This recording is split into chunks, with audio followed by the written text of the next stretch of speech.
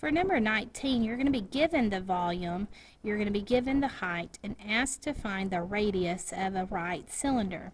So here is the reason why I've tried to stress to you that formulas are equations, not just expressions.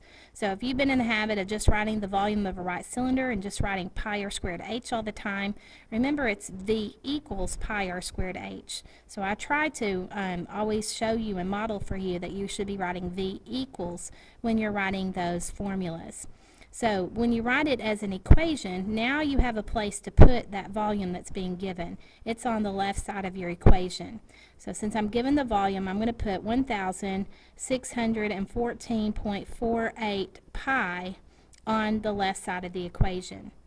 I'm given the height, so I know what to put in for the h, but I don't know the radius. So I'm going to have pi r squared times this 10.5 that's going in for the h.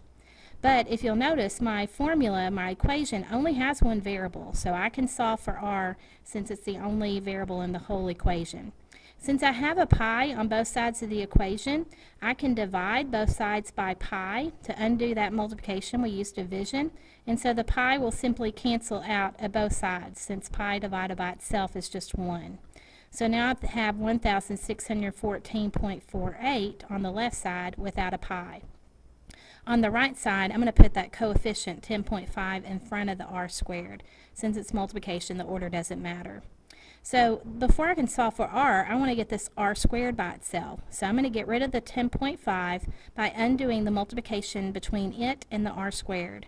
So we use division to undo multiplication. So I'm going to divide both sides by 10.5. So in my calculator, I'm going to do 1,614.48 divided by 10.5, and we get 153.76.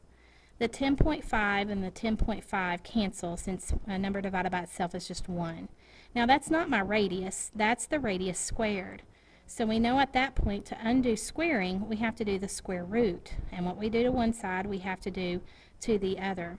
So when we take the square root of 153.76, it is exactly 12.4. Rounding is not needed. So that's a perfect square, believe it or not. The units, it's radius, it's not units squared, it's not an area, it's not units cubed, it's not a volume. Radius is a linear measurement, so our units were in inches, so our radius is 12.4 inches. Don't write it as being squared or cubed since it's not area or volume.